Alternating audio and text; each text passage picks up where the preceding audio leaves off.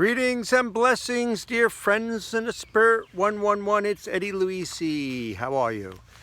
I am recording this Friday around 11 a.m. and I'm going to call this talk Enduring the Challenges. I'm going to read a couple stories, so hopefully that will help out. But before I read that, I want to read something. I have a shout out for Dr. Michael Gillen. Michael, how are you? Dr. Michael Gillen is a 3-time Emmy Award-winning, best-selling author and former Harvard University instructor.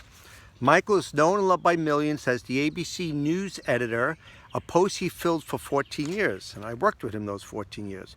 In that capacity, he appeared regularly on Good Morning America and all the other shows. Michael also produced Little Red Wagon, an award-winning theatrical motion picture by Patrick Sheen Duncan, Mr. Holland's opus, and directed by David Ansbar, Rudy and Hoosiers. He's done a bunch of other shows for PBS, ABC. He's a technical advisor to studios, MGM, Fox, Buena Vista, as well as Walt Disney's Epcot Center. So, back when I started these Friends in the Spirit videos, I used to just send out a weekly email. And I had 400 or 500 people that I would send it out to. And it was usually, I would just take stories and I would copy and paste and I would send them out as emails. And Michael, every day, he would reply back and he'd say something really nice and supportive. Ever since I went to Facebook and videos, he wasn't around much. What, you're not on Facebook, Michael? So the past couple of weeks, I actually copied and pasted it and sent it as an email. So he wrote back to me. So I had to share this because Michael's a dear friend. Glorious evening, Eddie. I've been traveling and just got home. That is our home here in Los Angeles for the month of May. And watched your message. I loved everything about it. How about you guys? You love everything? Here are some thoughts I have. Uh-oh, he's going to give me some suggestions. I agree completely. The church is more than the sum of its buildings. I'm a member of Malibu Presbyterian, Malibu Pres. Our church burned down in 2007. The media asked our pastor how God could let something so bad happen to us. He replied that our church was more than just a building. He told them we were a people on fire for Jesus. It was awesome. Then he writes, I agree that before services, too many churches are very noisy, like pregame at a sports stadium. It's very disturbing when you're trying to get quiet before the service, to get the hustle and bustle life out of your system, to have people yakking nearby as if you're not even there. I prefer either silence or some soft music. It really helps me obey God's commandment. Be still and know I am God. So, if you didn't watch last week's video, you got to watch it because these are Michael's notes, and they're really, really good notes. Thank you, Michael. Number 3, tomorrow I am speaking at a big church in Pasadena, California. Next Saturday, I'm speaking to a group in San Diego, and next Sunday, I'm preaching at Malibu Press. In each case, I will be speaking on a topic that is near and dear to me. Truth is bigger than proof. It is based on chapter 7 of my book, Amazing Truths, How Science and the Bible Agree. I plan to speak in a way that is understandable even to young people, teenagers, as they are the ones who most have to reach right now. We are losing an entire generation because we are not connecting with their needs. Remember I mentioned Grace Community Church last week? They have the next gen. Got to reach out to those teenagers. And I've been doing a teen mass for the past 20 years at St. Peter's. So if you're not doing that in your churches, start reaching out. And number 4, you have gotten so much better at giving these messages. Thanks, Michael. I like that this one was longer than usual. It made me feel like you and I were visiting as old dear friends. I love the background too. So beautiful and peaceful. Where was it? I told him it's the Marian Shrine. And one suggestion, try maybe turning the camera so it's horizontal, not vertical. It will allow us to see more scenery while you speak. Okay, I'm turning it horizontal, but I'm probably like, woo, it was probably on my head. I want you to know what a huge blessing your messages are to me. Thank you. Well, thank you, Michael. I really appreciate that. Just to let you know, I did start these videos out. Well, I think I did the first one vertical. Then a friend in TV, not Michael, said, hey man, you got to do it horizontal. Television's horizontal. Then I did some horizontals. Then I met with somebody in cable and they're saying, vertical TVs, where is that? So that's why it's vertical. See, if I'm vertical, you see more of my face. If I go horizontal, you see more of everything else. It's more about this face, not about all the trees and everything else. Okay, so enduring through challenges. What I'm going to do, I'm going to read this. This is a blog in Elso's blog. I got this via email somewhere. David Blaine, How I Held My Breath for 17 Minutes, a reflection paper. So David Blaine is a magician type, does a bunch of other like really crazy stunts and stuff.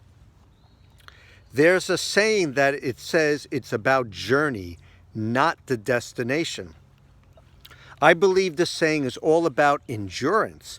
To endure the path to victory is in itself a victory. David Blaine talks about his journey to holding his breath for 17 minutes while underwater.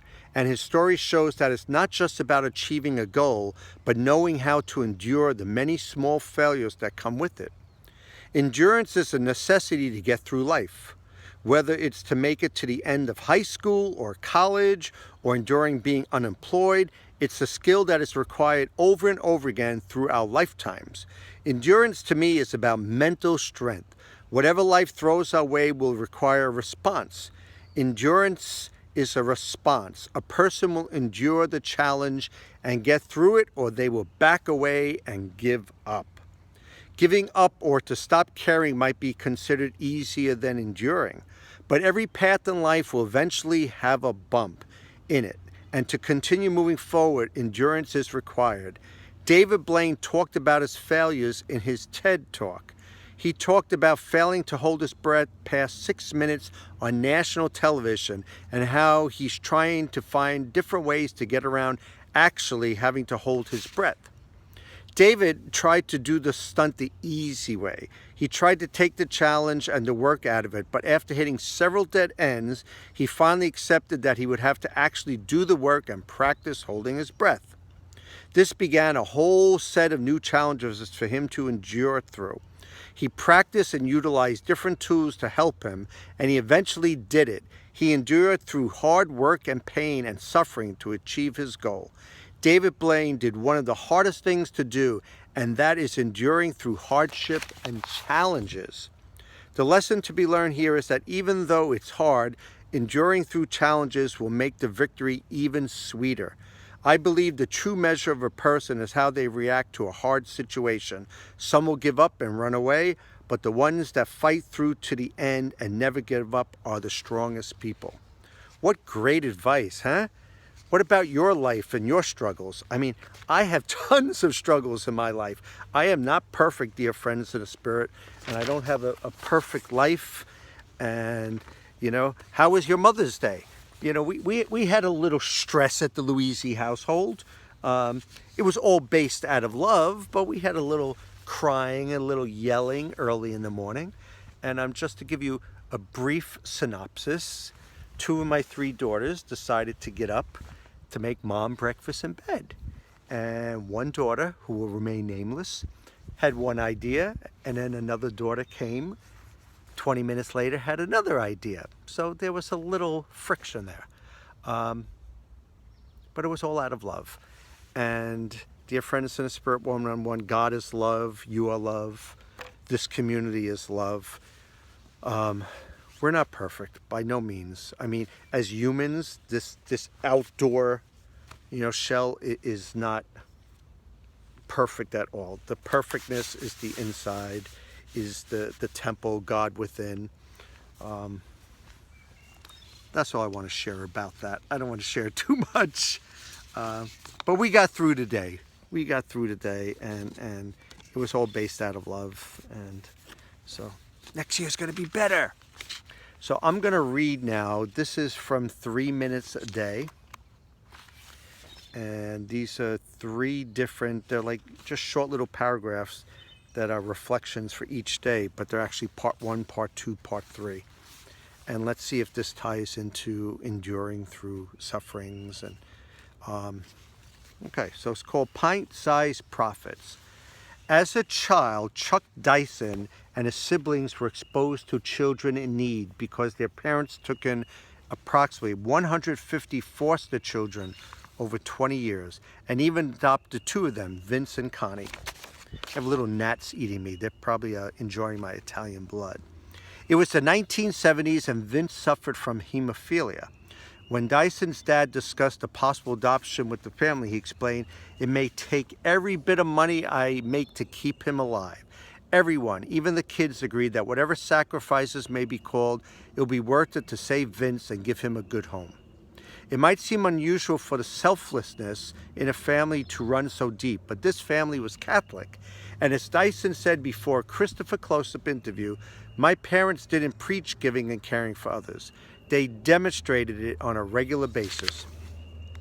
Children learn what they live. My parents had a great home for us to practice what we were learning on Sunday." Dyson's dedication to children in need would grow even more as he became an adult. Part 2, the next day. Dyson decided to pursue a medical career in pediatrics. His interest and background in sports led him to physical rehabilitation as a specialty, working with kids who are disabled. His mission expanded even more in 1997 after an encounter with Mother Teresa during a trip to India. Before meeting her and the other missionaries of charity, he recalled thinking, "These are extraordinary people. I can't possibly do what they do." But after spending time with Mother, he learned from her that it's okay to be ordinary, but we each need to have an extraordinary mission. In addition, she encouraged him to always be a force of hope in the lives of his patients, even the ones he couldn't cure. That experience prompted Dyson to ask himself, why did God put me here? The answer he came with was, "I'm here to save every child I can, do what I can to relieve suffering." But the other part is revealing to others that we weren't all born to be doctors and nurses, but we were all born to be healers. Okay, I'm going to turn the page, and this is part 3. We're all born to be healers. After meeting Mother Teresa, Dr. Chuck founded Timmy Global Health, named after his brother who died a few days after birth. The group enlists students and medical volunteers in its mission to bring health care to those in need around the world. Dr. Chuck also became medical director of pediatric hospice for St. Vincent Hospital in Indianapolis. The prospect of children dying scared him most, but he ultimately came to see these patients as pint-sized prophets, which is also the name of his Christopher Award-winning memoir. He said, "It was revealing to me in how positive it was to improve my faith and help me see that Jesus is eternal. When you take care of children who've died, been resuscitated, and come back, and they say, 'I met Jesus, and here's what he said,' that gets your attention." That's the sort of thing I'm trying to impress upon people, that there is a very good reason to be living your faith, that these little spiritual heroes will underline that for you. If you have any question about what's to come at the end, talk to them. So, that's a little story about this man and his family. I gave the little David Blaine story about enduring through your challenges. I gave my little short story about Mother's Day. But dear friends in the Spirit, I know some of you are going through challenges daily, weekly, monthly, and I am too. We've had some sickness and illness this week, and even this morning I got text from my daughter, my wife is sick, and my other daughter's sick, and the dog's sick, and what am I going to do? How am I going to get to school, Dad? So even while I'm at work, I'm trying to make things happen. So we're not living in a perfect world, but God is perfect. God is love. Stick it out, dear friends in the Spirit. Stay with your family, your community. Help out in any ways you can. I've always learned that when you're going through rough times, try to help somebody else. Take your mind off your pain, your misery. You help somebody else, and in turn it comes around, right? It's karma. It helps you. So, dear friends in the spirit, I love you guys. Have a wonderful week ahead. And don't forget to share your faith with family and friends. And once again, I'm just going to pan this nice and quiet so you could have a little meditation time. God bless you. Bye.